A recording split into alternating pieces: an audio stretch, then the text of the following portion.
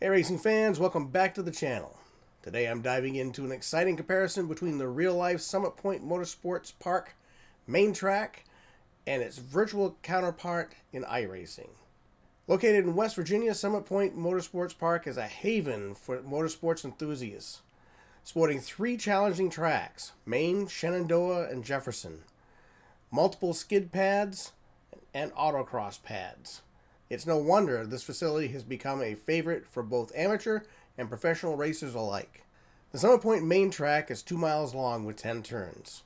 In iRacing, they've captured this layout with impressive accuracy. But is it the same experience? My iRacing lap in the Mazda MX-5 Cup car is on top. My real-life lap in an Acura Integra is on the bottom.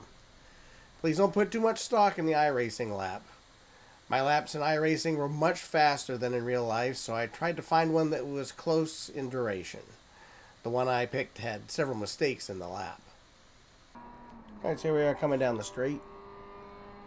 And one of the big things that it really bothers me, I don't know why, in the iRacing version of the Summit Point track, is that there are distance markers in real life, the countdown boards on the left, but they have just cones on the left in the iRacing version. Now I don't know if maybe this was a really old survey that they had done. That really irks me. The other thing that really bothers me, the painted lane markers on the track that aren't there in real life. Also, there's lines on the left for like the braking markers as well that aren't there in real life.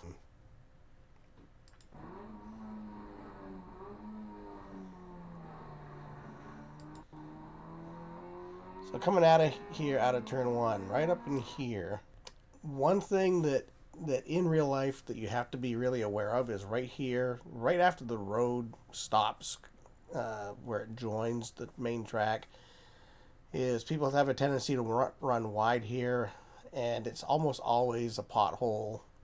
The main issue that you're dealing with there is, of course, you're upsetting the car going through there.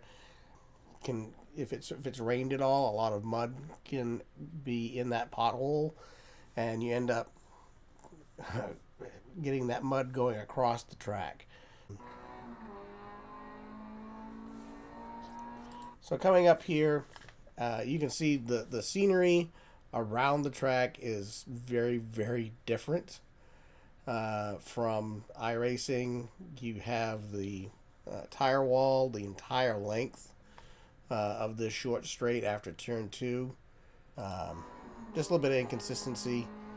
Oh, that's the other thing. I have heard a number of iRacers talking about dipping your wheels into this crossover road in order to get a better angle going into turn three.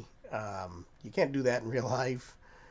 It's too rough. If you miss, you can really mess up your lap, if not your car, doing that. So not super consistent there between the real life and the track. In the game, this inside curb, you almost have to climb it in this turn in order to have a decent lap. In the game, it is much wider for one, but in real life, if you do that, it really upsets your car and actually makes it harder to go through the corner. So again, an inconsistency there.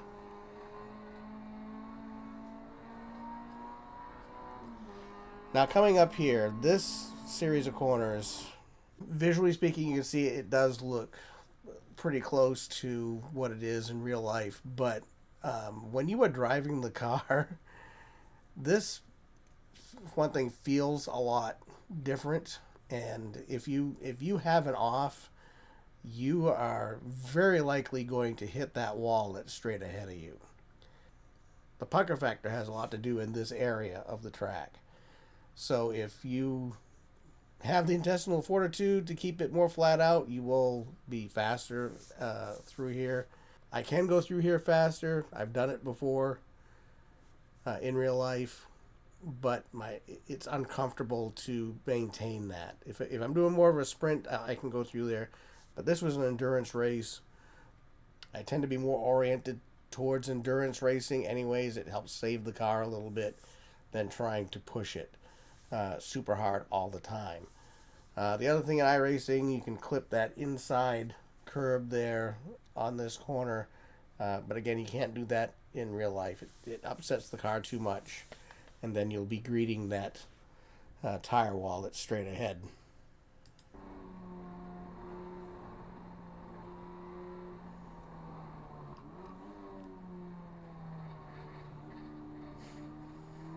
General layout and feel through here is pretty good.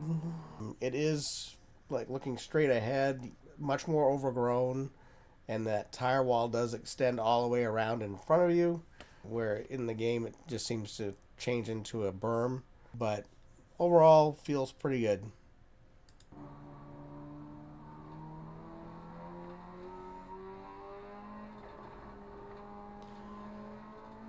One thing I would say through here, the in iRacing, one thing, the curbs are bigger than in real life, but in iRacing, it is, in this area, it is much less forgiving than in real life. If you mess up and you clip this corner in the game, it will suck you off into over here into the left. If you do that in real life, you can usually recover. I have seen people go off and they actually spin around, and there's another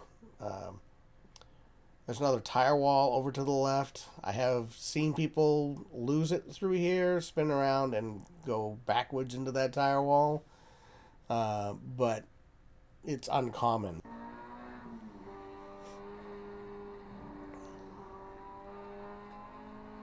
Again, curbs way wide than in real life. One thing I was a little disappointed in was the detail in this bridge. It looks like corrugated steel here, and it's not in real life. It's cement. Maybe I'm being too picky, but it's irksome to me.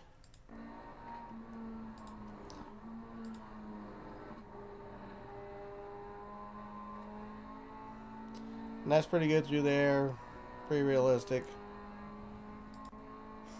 Coming down here, one thing that I thought was interesting though, too, is there's just like a line in iRacing for the start-finish line, but it's actually a big graphic at the start-finish line in real life. One thing that is very interesting though is that the cars in iRacing are way faster than in real life. For example, the spec Mazda MX-5 Cup car in iRacing is capable of completing a lap at Summit Point, Maine in 1 minute 20 seconds and change. But the track record in a comparable spec MX-5 is 123.348. There are Miatas that have made it to that speed, but all have had an engine swap, with engines producing much more horsepower. If you enjoyed this comparison, don't forget to like, subscribe, and hit that notification bell for more racing content. Till next time, keep your engines revving and hope to see you on the track.